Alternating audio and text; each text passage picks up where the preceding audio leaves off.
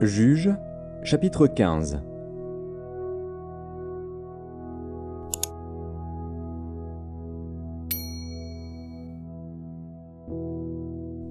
Quelque temps après, à l'époque de la moisson des blés, Samson alla voir sa femme et lui porta un chevreau. Il dit : « Je veux entrer vers ma femme dans sa chambre. » Mais le père de sa femme ne lui permit pas d'entrer.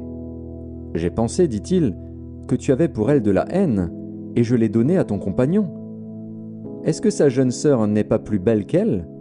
Prends-la donc à sa place. » Samson leur dit : « Cette fois je ne serai pas coupable envers les Philistins si je leur fais du mal. » Samson s'en alla, il attrapa 300 renards et prit des flambeaux.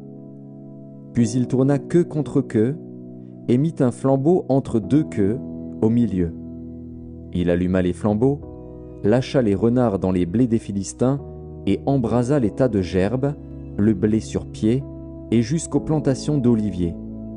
Les Philistins dirent : « Qui a fait cela ? » On répondit : « Samson, le gendre du Timnien, parce que celui-ci lui a pris sa femme et l'a donnée à son compagnon. » Et les Philistins montèrent, et ils la brûlèrent, elle et son père.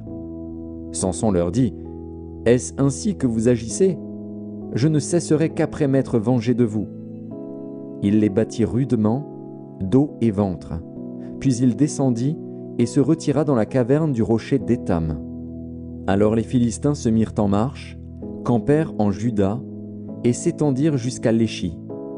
Les hommes de Juda dirent : « Pourquoi êtes-vous montés contre nous ? » Ils répondirent : « Nous sommes montés pour lier Samson, afin de le traiter comme il nous a traités. » Sur quoi 3000 hommes de Juda descendirent à la caverne du rocher d'Étam et dirent à Samson : « Ne sais-tu pas que les Philistins dominent sur nous ?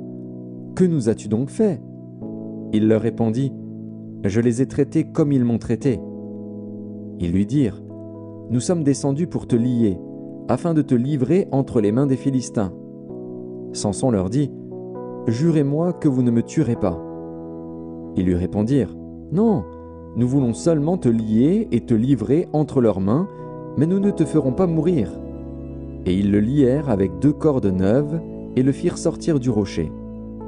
Lorsqu'il arriva à Léchi, les Philistins poussèrent des cris à sa rencontre. Alors l'Esprit de l'Éternel le saisit. Les cordes qu'il avait au bras devinrent comme du lin brûlé par le feu, et ses liens tombèrent de ses mains. Il trouva une mâchoire d'âne fraîche, il étendit sa main pour la prendre, et il en tua 1000 hommes. Et Samson dit : « Avec une mâchoire d'âne, un monceau, 2 monceaux. Avec une mâchoire d'âne, j'ai tué 1000 hommes. » Quand il eut achevé de parler, il jeta de sa main la mâchoire. Et l'on appela ce lieu Ramath-Léchi. Pressé par la soif, il invoqua l'Éternel et dit : « C'est toi qui as permis par la main de ton serviteur cette grande délivrance.